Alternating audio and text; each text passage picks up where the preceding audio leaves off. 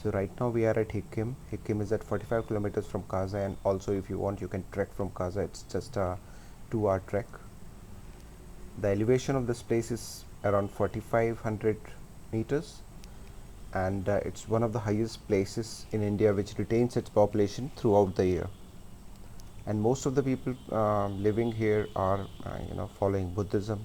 Also you'll find a monastery here, Kaza monastery. And there is a post office which is running since 1983, and it's considered world's highest post office. Hikkim has also entered the Limca Book of World Records as the highest polling station, but after that there is a village Tashigang which took over it. Langza, Komik and Hikkim, these three are nearby and connected by road. We are about to reach Langza. You can see Langza village in the picture. It's known for the big Buddha statue which you can see in the front. After visiting these three villages, we left for Tabo, and will stop at Dhankar for some time. Dhankar monastery is famous for being on a ridge which is very unique in its style, and it's a 1000-year-old monastery. As we are leaving towards Dhankar, it's becoming very windy. We are about to reach Dhankar in some time. Dhankar is just 1 hour from Kaza on the way to Tabo. You want to listen to the sound noise of the wind? Okay, let's go. कितना distance is it?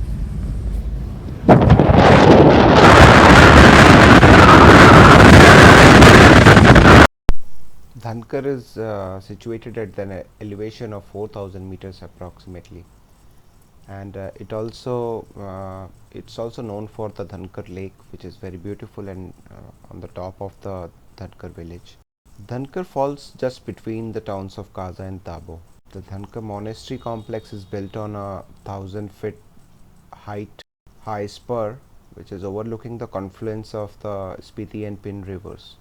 From here there is a road which goes towards Pin Valley, Mood village you can say, and now we have reached Dhankar Heights Hotel and Restaurant. This one we stayed here for some time, and it's a nice place to spend overnight. This is Dhankar monastery. We are about to enter, and the whole of the Dhankar village is very serene, very beautiful. It looks like a fairy tale, small fairy tale village. I'll show you. See, this is the whole Dhankar village. That's all. On top of the mountain, you have the Dhankar lake. Okay, so we'll move inside the monastery. You get a very beautiful view from here of the confluence of the Spiti and Mud river. If we talk about the history of this place, this was the traditional capital of the Spiti Valley during the 17th century, and it has some features dating back to 12th century.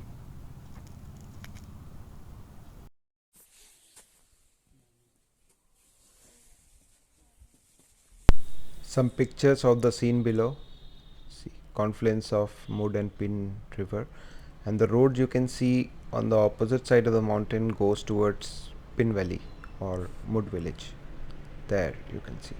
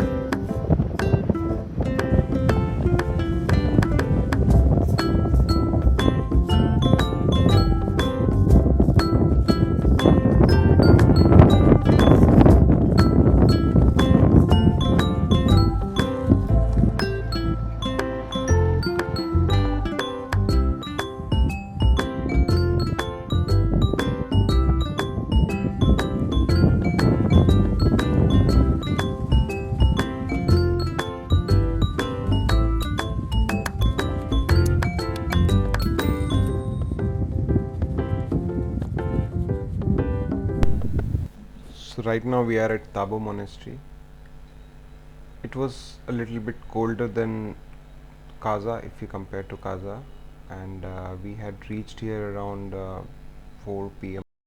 So if we talk about this monastery, it's located in, as you know, Tabo village of Spiti Valley, and it was founded 1,000 years back, like around 1000 AD.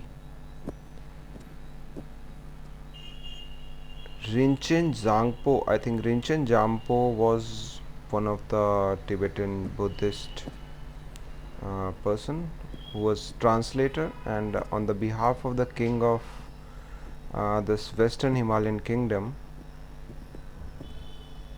this place was founded by him, Rinchen Zangpo. It is noted for being the oldest continuously operating Buddhist monastery, Buddhist enclave in both India as well as the Tibet. A large number of frescoes are displayed on its walls, which depict the tale of the Buddhist empire or Buddhist pantheon.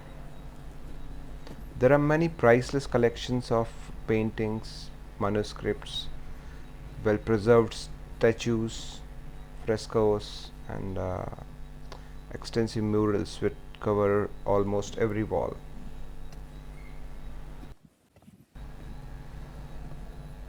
After the earthquake of 1975, the monastery was rebuilt, and in 1983 a new assembly hall was constructed. It is this place that the 14th Dalai Lama held the Kala Chakra ceremonies in 1983 and 1996. This monastery is protected by ASI, Archaeological Survey of India, as a National Historic Treasure of India. It's affiliated to Tibetan Buddhism and Gelug sect, and leadership is in the hands of Geshe Sonam Wangdui. If we talk about the geography of this place, it is situated in the Spiti Valley. The total population, the population of the Spiti Valley is very less, like 10,000, and Tabo is one of the most populated place of Spiti Valley. Above this village, on the left bank of Spiti River, is this monastery situated.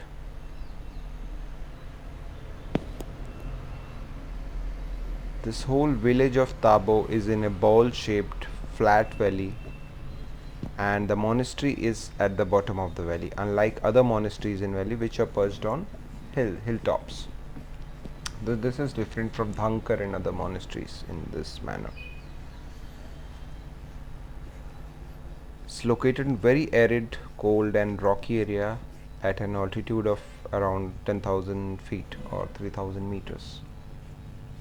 There were many different variety of flowers inside the monastery, and also it was full of apples. As we reached during September, it was apple season, and the trees there were full of apples, although you're not allowed to pluck those, as one or the other person will ask you not to do so. See these flowers.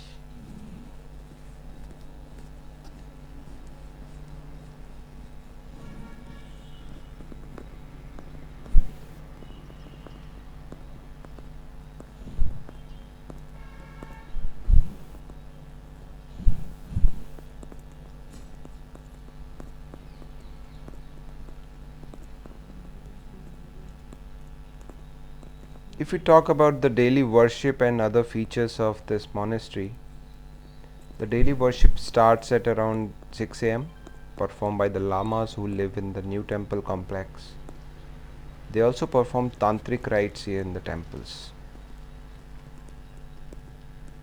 If we talk about the education imparted at this place, at this monastery, this evolved as an important center of learning in its early centuries. the Kadampa school developed into the Gilakpa school. The monastery currently runs the Sarkong school, which was established on 20th May 1999, marking the 15th birthday of Sarkong Tensap Rinpoche, the present abbot here. He is the present abbot. There are 274 students, current students, which are aged from 5 to 14 years in classes 1 to 8. The subject covered here are English, Hindi and Bhotia. Social science, social studies, maths, general knowledge, etc.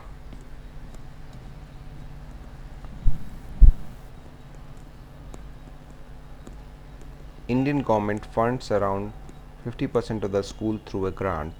The rest of the expenses are met through student fees and donations.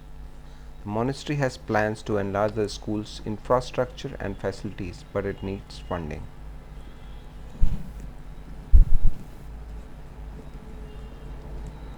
Coming towards festivals celebrated in Tabo and this monastery, there are many festivals which are held in the precincts of the monastery. The Tibetan monks perform traditional Buddhist and regional songs and dances. The most popular religious festival held here is the Chakar festival, which is dedicated to the peace and happiness of all. This is held every 3 years, usually during September or October. On this occasion, religious mass, dances, songs and general festivities are the main events. So this is the main courtyard of Tabo Monastery, and on the screen you can see the main temple, Lakhang, I think. It's also known as main Domtron temple. On the left you can see birds of Spiti. Prayer flags, Tibetan prayer flags, and you can see cloud cover. Now it's over Tabo, and very soon we are moving towards Gyu. Our next stop will be Gyu Monastery. So this was all for this part of the series, and next part will start from Tabo and will go towards Gyu Monastery and then towards Sarahan. We'll cover beautiful spots, whatever beautiful spots. See, this is Kufri. We'll finally end up at Kufri. This is Sarahan temple and many waterfalls you'll find. Okay, then bye bye.